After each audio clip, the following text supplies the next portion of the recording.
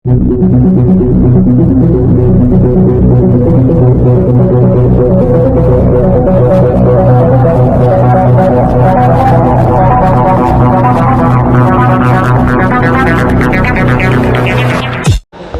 సత్యాగ్రహం సినిమాని నిర్మించిన సత్యారెడ్డి గారు, ఆయన దర్శక నిర్మాత, ముఖ్యమైన నటుడు కూడా ఆయన చేశారు. గద్దర్ గారితో పాటు అనేక మంది, గోరె టెంకన్న గారు కానీ, సుద్దాల అశోక్ తేజ్ గారు కానీ అందరూ కూడా సహకరించిన సినిమా.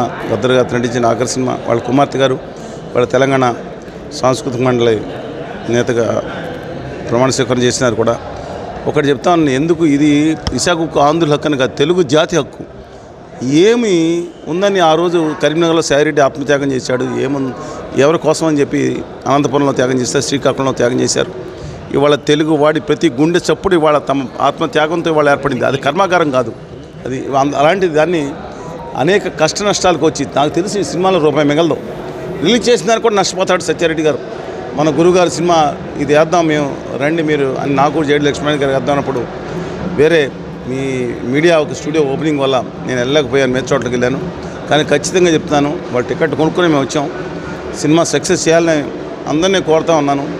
ఇది ఈ దేశ చరిత్రలో బహుశా ఒక పబ్లిక్ రంగ సంస్థను ప్రైవేట్ పరంగా దుర్మార్గపరంగా దుష్టంగా క్రూరంగా అమానవీయంగా పిచ్చుకొక్కని ముద్ర చేస్తుంటే దాన్ని వ్యతిరేకిస్తూ ఇస్తున్న మొట్టమొదటి సినిమా అనుకుంటున్నాను దేశ చరిత్రలో. అందువల్ల అందరూ ఆదరించాలని కోరుకుంటున్నాను. అలాగే ఈ దుర్మార్గమైన గుమా వ్యాపారులకు వ్యతిరేకంగా తెలంగాణ ముఖ్యమంత్రి రేవంత్ రెడ్డి గారు ధైర్యమైన చర్య తీసుకున్నాడు. శభాష్ రేవంత్ రెడ్డి గారు. 100 కోట్ల చెక్కు వాళ్ళ మొహమ్మే పడేసినట్టు తిరగొట్టారు. మీరు అదానీ గారి మీద తిరగొట్టారు. ఆ పంపుడు స్టోరేజ్ ఏదో పరిశీలిస్తున్నారు.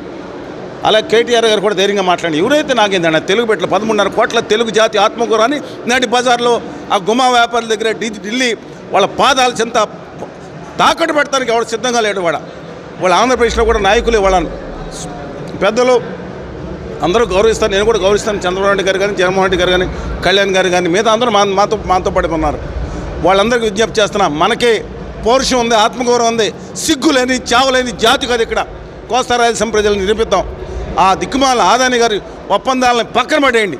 దానికి వాళ్ళకి విశాఖపట్నం స్టీల్ ప్లాంట్ ఏదైతే ఉందో దానికి నాంది కావాలి. గంగవరం పోర్టులో ప్రభుత్వ వాటా ఏదైతే ఉందో సిగ్గు ఉంది కాబట్టి మనకి తిరిగి రద్దు చేయండి. దుర్మార్గమైన న్యాయంగా జరిగిన ఈ గంగవరం పోర్టు లేదా విశాఖపట్నం పోర్టు కోసం నిర్వాసితులు వాళ్ళు బయట ఉద్యమిస్తున్నారు. ఎవరి కోసం ఇస్తాడు? అదానీ గారి మాంగారి కోసం, ఇంకోటి కోసం. రైతులు ఇచ్చారా భూమి? తరాలకు వస్తున్న వాళ్ళ భూమి ఇచ్చింది ఎవరి కోసం ఇచ్చాడు?